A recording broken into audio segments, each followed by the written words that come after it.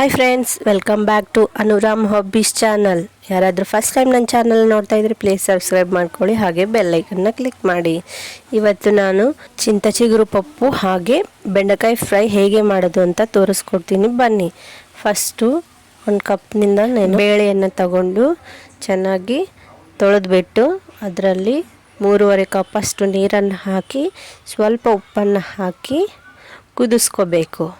10 to 15 minutes ಚೆನ್ನಾಗಿ ಕುದಿಬೇಕು. ಹೀಗೆ ಸ್ವಲ್ಪ ಹೊತ್ತು ಮುಚ್ಚಳ ಮುಚ್ಚಿಡಿ. ಈಗ ಬೇಳೆ ಕುದಿದೆ ಇಲ್ವೋ ನೋಡೋಣ.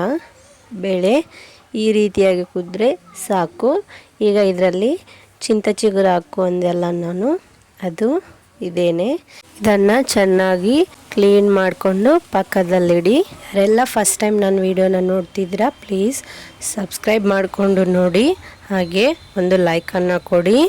ಈಗ ಇದನ್ನು ಚೆನ್ನಾಗಿ ತೊಳ್ಕೊಂಡಿದ್ದೀವಿ.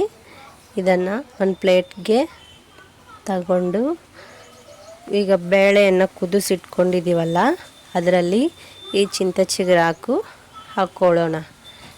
ಬೇಳೆ ಕುದ್ತಾ ಇದೆಯಲ್ಲ, ಇದರಲ್ಲಿ ಚಿಂತಚಿಗುರು ಹಾಕ್ಕೊಂಡು ಹಾಗೆ ವಿಡಿಯೋಲ್ಲಿ ತೋರಿಸ್ತಿದ್ದ ರೀತಿಯಲ್ಲಿ ಕಲಿಸ್ಕೊಂಡು ಸ್ವಲ್ಪ ಅರಿಶಿನ ಹಾಕ್ಕೊಳ್ಳಿ. ಹಾಗೆ ನಾನು ಇಲ್ಲಿ ಒಣಮೆಣಸಿನ್ಕಾಯನ್ನು ಪೊಡಿ ಮಾಡಿಕೊಂಡು ಹಾಕ್ಕೊಳ್ತಾ ಇದ್ದೀನಿ.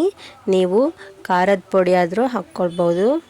ಅದು ಖಾರ ಹಾಕಿಬಿಟ್ಟು ಸ್ವಲ್ಪ ಈರುಳ್ಳಿಯನ್ನು ಹಾಕಿ ಚೆನ್ನಾಗಿ ಕಲಿಸ್ಕೊಳ್ಳಿ. 5 ನಿಮಿಷ ಕುದಿಸ್ಕೊಂಡ್ರೆ చింతాకు ಪಪ್ಪು ರೆಡಿ ಆಗುತ್ತೆ.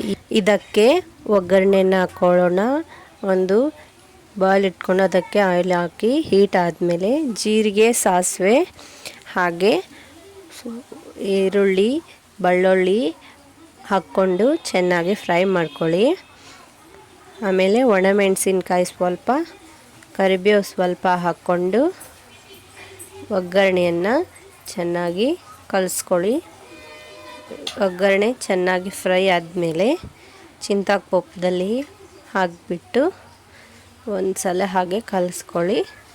ಈ చింతాకు ಪಪ್ಪು ಚಪಾತಿ, ಅನ್ನ, ಮುದ್ದೆ ಯಾವುದ್ರಲ್ಲಾದರೂ ಸೂಪರ್ ಟೇಸ್ಟ್ ಆಗಿರುತ್ತೆ. ನೀವು ಒಂದ್ಸಲ ಟ್ರೈ ಮಾಡಿ, ಹಾಗೆ ನನಗೆ ಕಾಮೆಂಟ್ ಬಾಕ್ಸಲ್ಲಿ ತಿಳಿಸಿ. ನಾನು ಈಗ ಬೆಂಡೆಕಾಯಿ ಫ್ರೈ ಹೇಗೆ ಮಾಡೋದು ಅಂತ ತೋರಿಸ್ಕೊಡ್ತೀನಿ. ಒಂದು ಬಾಣಲಿ ಇಟ್ಕೊಂಡು ಅದರಲ್ಲಿ 2-3 ಟೇಬಲ್ ಸ್ಪೂನ್ ಆಯಿಲ್ ಹಾಕ್ಕೊಂಡು ಆಯಿಲ್ ಹೀಟ್ ಆದಮೇಲೆ ಸ್ವಲ್ಪ ಜೀರಿಗೆ, ಸ್ವಲ್ಪ ಸಾಸಿವೆ ಹಾಕ್ಕೊಂಡು ಅದು ಚಿಟಪಟ ಅಂದಮೇಲೆ ಸ್ವಲ್ಪ ಹಸಿಮೆಣಸಿನ್ಕಾಯಿ ತರ್ಗಿಟ್ಕೊಂಡಿದ್ದೀನಿ, ಅದನ್ನು ಹಾಕ್ಕೊಂಡು ಚೆನ್ನಾಗಿ ಫ್ರೈ ಮಾಡ್ಕೊಳ್ಳಿ. ಅದು ಹಸಿಮೆಣಸಿನ್ಕಾಯಿ ಫ್ರೈ ಆದಮೇಲೆ ಒಂದು ಮೀಡಿಯಮ್ ಸೈಜ್ ಆನಿಯನ್ನ ಕಟ್ ಮಾಡ್ಕೊಂಡಿದ್ದೆ, ಅದನ್ನು ಹಾಕ್ಕೊಂಡು ಫ್ರೈ ಮಾಡ್ಕೊಂಡಿದ್ದೀನಿ. ಈಗ ಬೆಂಡೆಕಾಯಿ ಈ ರೀತಿಯಾಗಿ ಚೆನ್ನಾಗಿ ಕಟ್ ಮಾಡಿ ಇಟ್ಕೊಂಡಿದ್ದೀವಲ್ಲ ಅದನ್ನು ಅದರೊಳಗೆ ಹಾಕಿಬಿಟ್ಟು ಚೆನ್ನಾಗಿ ಫ್ರೈ ಮಾಡ್ಕೋಬೇಕು. ಆಗಾಗ ಹೀಗೆ ಕಲಿಸ್ತಾ ಇರಬೇಕು. ಗೋಲ್ಡನ್ ಬ್ರೌನ್ ಕಲರ್ ಬರೋವರೆಗೂ ಚೆನ್ನಾಗಿ ಫ್ರೈ ಮಾಡ್ಕೊಳ್ಳಿ. ಈ ರೀತಿಯಾಗಿ ಫ್ರೈ ಆದಮೇಲೆ ನಾನು ಶೇಂಗಾ ಪುಡಿಯನ್ನು ಹಾಕ್ತಾಯಿದ್ದೀನಿ. ಇದರಲ್ಲಿ ಶೇಂಗಾ ಪುಡಿ ಹಾಕಿಬಿಟ್ಟು ಚೆನ್ನಾಗಿ ಕಲಿಸ್ಕೊಳ್ಳಿ. ನಿಮಗೆ ಎಷ್ಟು ಖಾರ ಬೇಕೋ ಅಷ್ಟು ನೋಡಿಕೊಂಡು ಹಾಕ್ಕೊಳ್ಳಿ. ಹೀಗೆ ಶೇಂಗಾ ಪುಡಿಯನ್ನು ಹಾಕಿಬಿಟ್ಟು ಚೆನ್ನಾಗಿ ಬೆಂಡೆಕಾಯಿಗೆ ಎಲ್ಲ ಹತ್ಕೊಳ್ಳೋ ರೀತಿಯಲ್ಲಿ ಚೆನ್ನಾಗಿ ಕಲಿಸ್ಕೊಳ್ಳಿ. ಈ ರೀತಿಯಾಗಿ ಬೆಂಡೆಕಾಯಿ ಫ್ರೈ ಮಾಡಿದ್ದೀನಿ.